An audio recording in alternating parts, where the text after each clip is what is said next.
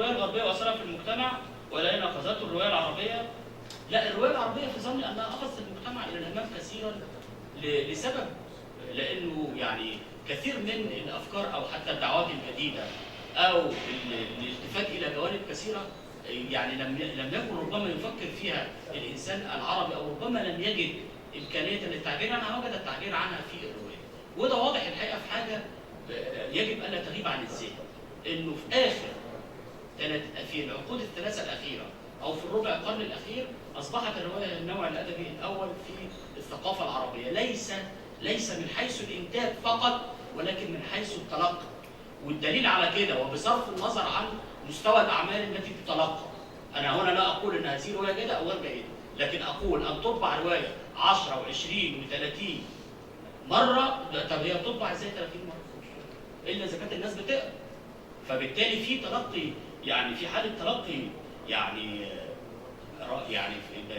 متسعه جدا للروايه. والغريب انه هذا لا يقتصر مثلا على مصر والشام اللي ظهرت الروايه فيهم في الاول. لما تنظر مثلا للادب في منطقه الخليج وفي السعوديه تتعجب انه في 40 سنه بقت هناك تيارات روائيه، ادي واحد، اثنين، ان طلع كتاب اخذوا جوائز البوكر، عبده خان والسنعوسي وربيع عاد. طيب ده معناه ايه؟ يعني ان في 40 سنه بس هذه الثقافه في هذه المنطقه يعني استطاعت ان تتوازى او تقترب او ربما تتفوق احيانا على مجتمعات اخرى كانت اقدم صله منها بالروايه لمسافه تصل اكثر من قرن من الزمان.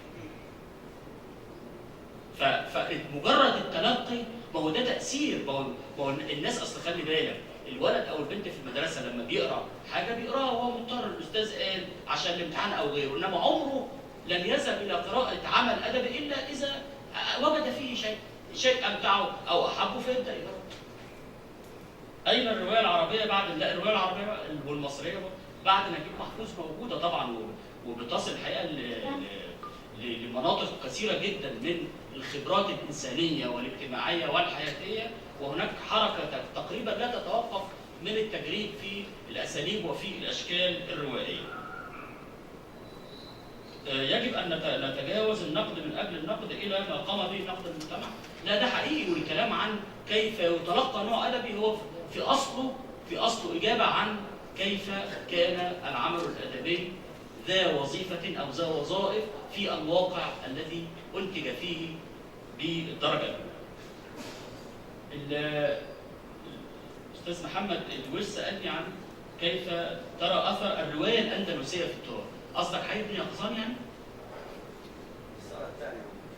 اللي قصد الروايه الاندلسيه مقصود بها ايه مش فاهم؟ ها؟ لا، حضاره العرب في الاندلس بالمناسبه لها حضور كبير في الروايه العربيه المعاصره، طبعا لها حضور اول في بعض الروايات التي كتبها علي الجارم، وقبل علي الجارم في مسرحيات شوقي الاميره الاندلس. لكن في الروايه العربيه المعاصره الاندلس حاضره بقوه كبيره جدا، وهناك كتابات يعني وصلت الى درجات عاليه او رفيعه من الكتابه الروائيه، منها ما كتبته الراحله رضوى عاشور. فهي موجوده لانها لا يمكن ان تضيع، لانها هي الحلم، ده الفردوس المفقود بالنسبه لكثير من المثقفين العرب. وهل ساهمت؟ لا طبعا ساهمت في الثقافه العربيه طبعا. وهل واجهت نقدا؟ لا، هو الحقيقه في نقد كثير يكتب بلا اي بدايه، وفي كل مكان في العالم العربي هناك نقد يكتب، ولكن غالبا في ظني يعني، وهذا حكم في شيء من الجور مني يعني، غالبا ان كثيرا مما يكتب لن يبقى، ولن يبقى الا الكتابات الحقيقيه. لكن الكتابه الحقيقيه تحتاج تضحيه كبيره، فمن يملكها؟ مين اللي يملكها؟ يقعد عشان يحلل الروايه ولا يحلل عمل يدرس فيه فتره طويله. طيب، المهندس حسين عثمان بيقول لي العصر طبعا فيه تكنولوجيا طبعا وحساب وكل هذا الكلام، ده امن ولا جدال في لك. اين نضع العلوم الادبيه والثقافيه في الخانه الصالحه المفيده ماديا واحسن رقيا في العصر الذي نعيشه؟ هو انا في ظني انه العلوم الادبيه، الكتابه الادبيه عامه من زاويه، والاقبال على القراءه الادب من زاويه ثانيه تواجه مشكلتين، ده البعد الاول فيه. لكن في مشكله ثانيه اهم منها بالمناسبه، مشكله وسائل الاتصالات الحديثه، الانترنت وكل هذه الوسائل الحديثه. لكن الغريب في الامر انه بتحدث في حياه الناس وفي حياه المجتمعات، بتحدث عمليات واسعه ورهيبه في التكيف. يعني مثلا اللي بيدخل على الانترنت زي ما بيدخل يقرا اي حاجه يقدر ينزل روايه لو هو عايز. وادي حاجه. الحاجه الثانيه ان في انواع من نوع من الكتابات التي تكتب والتي تستخدم الوسائل الحديثه اللي هي الروايات الرقميه، وهذه كلها تدل على ان هناك اشكالا متعدده من التفاعل بين المتغيرات المرتبطه بالمجتمع المعاصر وبين اشكال وطرق واساليب الكتابه الادبيه. ده ممكن استخدامها هيبقى سيكون لها دور. طبعا انا ارى ان لها دورا بدليل اقبال الناس على قراءه الروايه، لكن سيكون لها دور ربما يكون اعمق او اهم من هذا حين يتم تعويد الطلاب في المؤسسات التعليميه المختلفه على ان تكون قراءه الادب يعني نشاطا اساسيا يقومون به. طيب، نحن نقص عليك احسن القصص وقصص الف ليله وليله. الربط وسياق محاضرات ربط الروايه العربيه الى بذور اوروبيه، ارجو ان تلقوا شيئا. طيب هقول لحضرتك، القران الكريم في قص يعني بشهاده النص القراني وبشهاده من تلقوه ايضا. لكن خلي بال حضرتك، وانا اشتغلت في النقطه دي سنوات وكتبت فيها وكتبت حتى يعني جزء من يعني صفحات من بحث منشور، وفي الكتاب ده في هوامش، بس ده موضوع طويل يحتاج لبحث. موجزه الاتي: لما القران الكريم نزل في قص عن الامم السابقه، كويس؟ ادي واحد. اثنين، الذين تلقوا هذا القص تعاملوا معه على انه مصدر للتاريخ، والدليل على كده سهل. انا عدت الى معظم كتب البلاغه العربيه وتوقفت عند هل حاول البلاغيون وهم يدرسون النص القرآني هل حاولوا ان يكتشفوا خصوصيه للقص القرآني بوصفه نصا او بوصفه خطابا. الحقيقه لم اجد الا اشارات قليله، اهمها مجموعه من الاشارات المتناثره في كتاب اعجاز القرآن للباقلاني، ده بالدرجه الاولى، ثم ملاحظات اقل تناثرا في ابن ابي الاصبع. كويس؟ طيب ادي واحد اثنين ثلاثه. يبقى طب حاولت افهم طب السبب ايه؟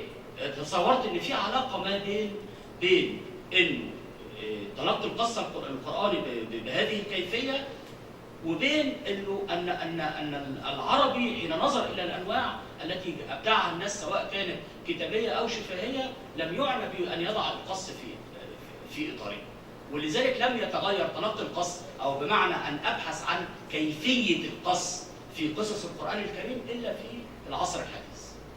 وده يعني كتبته ونقحته وقلته اكثر من مره، لكن لم انشره بشكل كامل، لأن فهم البحث عن عناصر القص في أي سورة قرآنية ده لم يحدث إلا في القرن أو في يعني من بعد 39 لغاية 47. قبليها البلاغي يقف عند آية القص أو السورة التي فيها قص، يتعامل معها كما يتعامل مع أي آية أخرى، إلا ملاحظات قليلة قالها الباقلاني في إعجاز القرآن، وملاحظات أقل قالها ابن أبي الإصبع في تحرير التحكيم. الرواية احنا عرفناها من الغرب، وده يعني أعتقد إنه ده أمر يعني أمر لم تنفرد به الثقافة العربية فقط، لأنه الغرب لما كان في مرحلة الاستعمار واستعمر العالم العربي وافريقيا وامريكا اللاتينيه، وبدا المثقفون يتلقون الانواع الادبيه الغربيه على انها نتاج غربي، واندهشوا، وبعد ما اندهشوا بداوا يبحثوا عن كيف يتفاعلون مع هذا الجديد الذي وفد عليهم، حين بداوا يدركون انه يمكن ان يؤدي شيئا جديدا بالنسبه لهم. ولهذا في اقل من 50 سنه ماتت المقامه وكبرت الروايه في اقل من 50 سنه. وبالمناسبه دي في تاريخ الثقافات فتره في ظني انا فتره قليله جدا. شكرا جزيلا.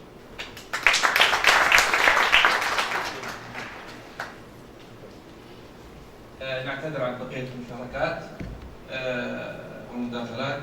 شكرا جزيلا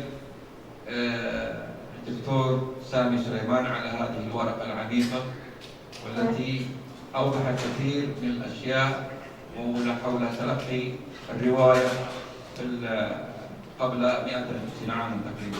الان يقدم الدكتور سحبي الهاجري شهاده التكريم